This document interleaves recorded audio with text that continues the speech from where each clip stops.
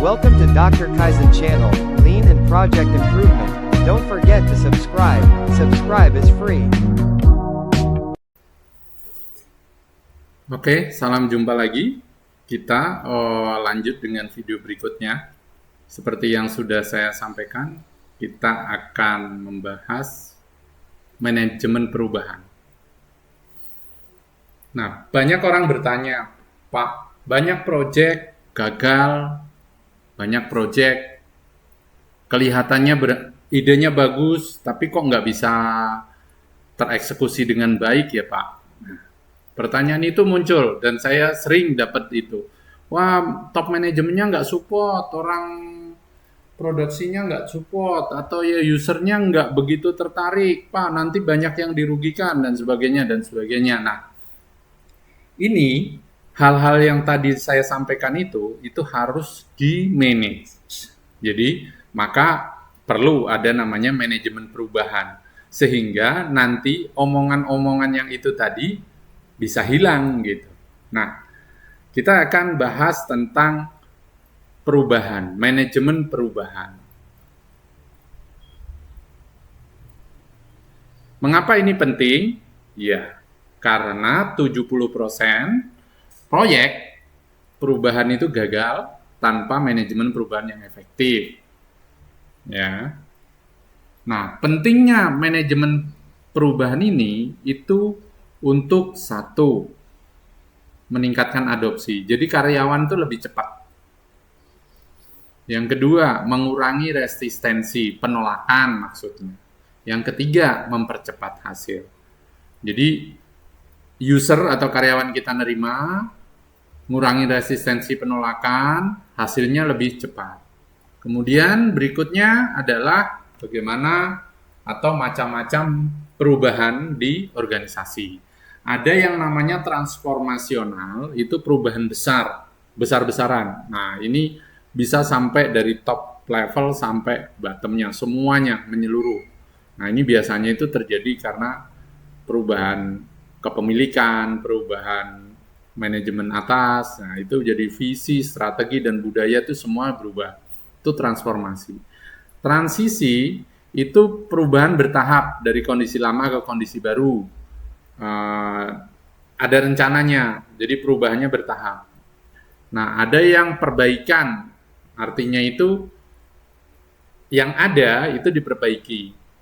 Jadi bukan dirubah, diperbaiki, tapi diperbaikinya dalam hal hasilnya nanti berubah, yang berubah hasilnya, ya. Nah, diperbaiki gitu. Nah, penolakan tadi saya bilang, penolakan perubahan itu terjadi karena apa ya? Nah, ini yang pertama itu ketidakpastian, tidak tahu apa yang terjadi, menciptakan kecemasan, kekhawatiran akan masa depan. Jadi ketika nggak pasti, nah itu pasti ditolak.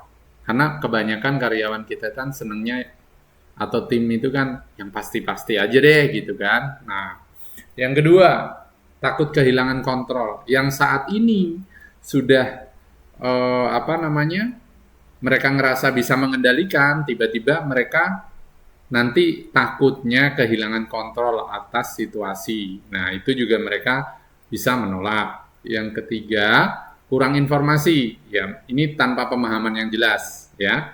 Yang keempat, kebiasaan lama, yaitu nyaman. Udah ini ya, udahlah gini aja. Nah, itu juga. Nah, cuman yang harus kita ingat adalah dalam hidup itu perubahan itu pasti terjadi terus gitu. Nah, supaya tidak terjadi resistensi terhadap penolakan, kita seharusnya menggunakan metodologi ADKAR namanya. Ya. Jadi ADKAR ini terdiri dari singkatan Awareness and Desire, Knowledge and Ability, serta Reinforcement. Nah, Awareness and Desire itu artinya kesadaran, kepedulian, dan ikut berpartisipasi. Knowledge dan ability itu artinya pengetahuan, dan kemampuan. Ini artinya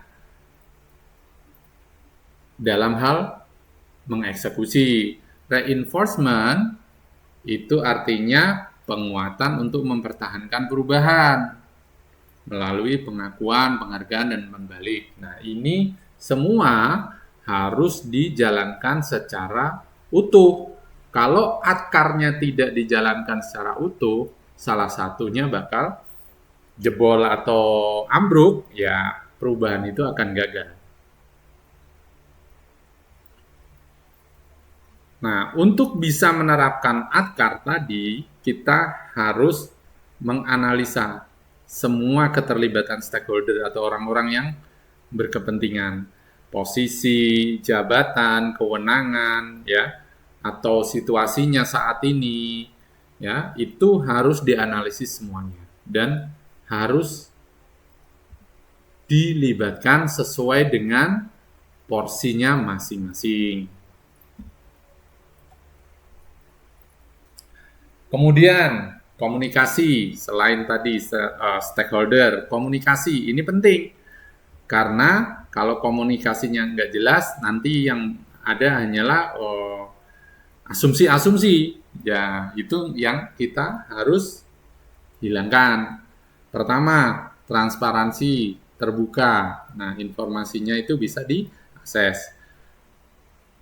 Terus disesuaikan dengan audiens. Jadi informasi apa yang memang harus tepatnya untuk si A, apa yang harus tepatnya untuk si B, gitu juga harus dipastikan lagi. Bahasanya harus jelas. Ini bahasa untuk level top leader atau level middle atau level pekerja di lapangan. Bahasanya pastinya berbeda, yang bisa mudah untuk dipahami. Kemudian konsistensi pesan di semua saluran. Ini yang dilihat untuk memastikan bahwa proyek ini tetap berjalan. Jadi, selalu ada update maksudnya, ya. Kemudian ada media email untuk informasi formal. Nah, setiap proyek perubahan pastikan ada catatan atau historical secara official atau secara resmi. Nah, email itu menjadi salah satu fasilitas atau media yang bisa dijadikan catatan resmi. Nah, selain itu tadi, kita juga harus meeting untuk diskusi dan klarifikasi jika ada feedback, masalah, dan sebagainya. Kemudian, perlu juga diadakan workshop. Nah, workshop ini adalah berkumpulnya antar bagian yang terkait sehingga akan saling aktif terlibat dalam project tersebut. Kemudian feedback loop untuk evaluasi efektivitas. Nah, projectnya itu mesti dievaluasi, di feedback. Nah,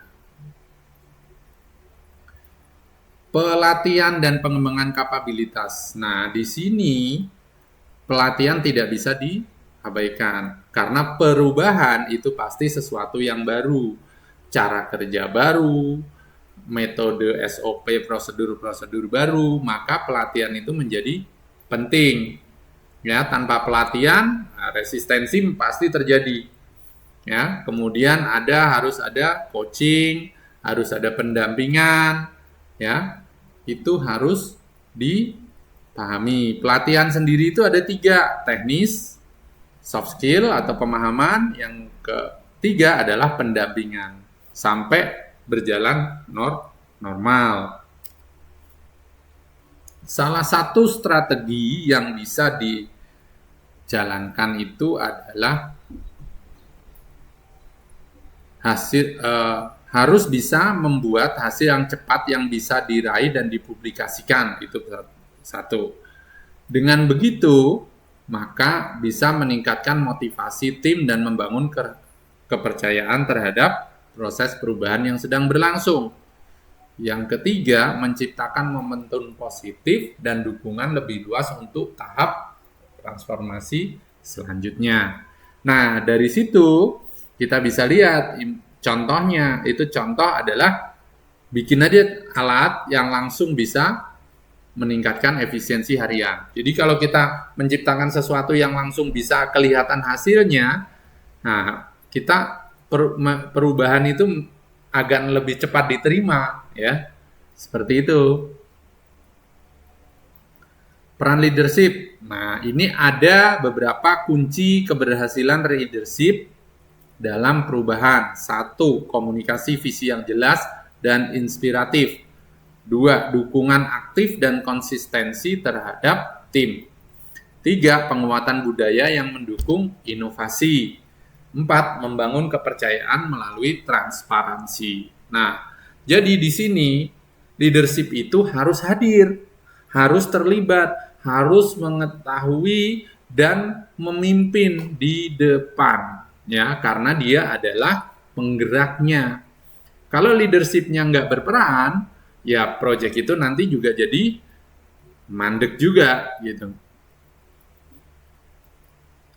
Nah, di sini kalau mau ngukur, ya, tingkat keberhasilannya itu ada beberapa cara. 1. Survei, feedback, ya, survei, data kualitatif, ya, checklist, suruh ngisi survei, apa, nah itu caranya. Jadi dikasih disebarkan surveinya, nanti dapat feedbacknya gimana, ya. Yang kedua, wawancara mendalam. Nah, ini langsung ke orang-orang yang terkait, yang stakeholdernya. Nah, ini untuk memahami apa masalahnya. Yang ketiga, dashboard dan data analisis. Ini adalah alat ukur. Alat ukurnya bukan berupa survei lagi, tapi lebih ke hasil nyata, angka-angka yang ada perubahan nggak dari misal tadinya, outputnya sekian unit per hari, sekarang sudah berapa, tingkat rejection-nya yang tadinya sekian persen jadi berapa, atau tingkat kehadiran operator, tingkat apa namanya kerusakan, tingkat kerusakan mesin sekarang menurun atau tambah meningkat. Nah, itu semua adalah alat ukur. Jadi dari program perubahan itu apa alat ukurnya, ya? Apa alat ukur yang kita harus siapkan untuk mengukur keberhasilan itu. Seperti Anda contohnya kalau sakit misalkan, suhunya, suhu, tekanan darah dicek. Terus apa lagi? Oke, kalau dia disinyalir apa? Asam urat misalkan. Oke, kadar asam uratnya berapa? Gula darah misalkan. Oke, kadar gula darahnya berapa? Nah, itu adalah dashboard atau data yang bisa dievaluasi gitu, ya. Itu contohnya. Studi kasus. Nah, ini contoh saja sebuah perusahaan dengan 2.000 karyawan, ya, mereka menghadapi tantangan digitalisasi. Nah, hasil transformasinya itu adalah angkanya nih. Efisiensinya naik 40%, waktu proses order yang tadinya berapa jadi berapa, berkurang 60%. Kepuasan karyawan naik 35%. Kenapa kok bisa kepuasan karyawan juga jadi alat ukur? Bisa, karena yang tadinya stres, ya, namanya kerjaan manual menguras tenaga, pikiran, dan ketika demand itu banyak stresnya. Tapi dengan sistem itu akan membantu mereka meringankan. Nah, tapi proses perubahannya itu kan komunikasi intensif sejak awal. Nah, itu yang pertama yang harus dipastikan. Yang kedua itu adalah melibatkan semua level organisasi. Kalau enggak, ya enggak bakalan ada dukungan yang kuat. Quick win untuk membangun momentum. Ya, jadi momennya, ya, diciptakannya sebuah terobosan itu benar-benar itu memang harus efektif gitu, ya. Itu harus bisa tadi memberikan dampak secara signifikan dan langsung bisa dirasakan itu. Yang keempat, leadership yang mendukung secara konsisten. Nah, disitulah letaknya, ya. Kesalahan umum yang terjadi dalam manajemen perubahan. Tadi sudah saya sebutkan, kurang komunikasi, resistensi diabaikan, tidak melibatkan leadership, tidak mengukur hasil, dan dampak perubahan, terlalu cepat dalam implementasi tanpa persiapan. Ini juga masalah, kurangnya pelatihan, tidak merayakan quick win atau tidak ada celebrate, ya, tidak ada celebration, tidak ada rewarding, mengabaikan feedback dari stakeholder utama. Nah, ini semua kalau asal aja diterobos aja nggak ini, ya pasti begitu jadinya. Bubar. Terus timeline implementasi. Ini tahapan aja. Jadi misalkan persiapan, pelaksanaan, evaluasi, dan penguatan konsolidasi perubahan. Ini hanya tahapan aja. Masalah waktu itu rata-rata bisa sampai kurang lebih 1 tahun masa perubahan itu. Jadi kalau kita harusnya punya lead time, oke, kalau orang mau melakukan perubahan itu nggak sebulan 2 bulan, minimal 1 tahun. Baru bisa kelihatan tahun ini, akhir tahun ini, sampai dengan akhir tahun depan gitu. Oke, nah sudah dapat macam-macam dan teknik-teknik untuk bagaimana membuat sebuah perubahan, mengelit sebuah perubahan. Memang yang saya sampaikan ini kan berupa kisi-kisi secara umum, ya. Barangkali ada kebutuhan untuk melakukan perbaikan, perubahan di organisasi Anda, silakan komen ya di video ini atau DM saya langsung. Oke, sampai jumpa, semoga bermanfaat.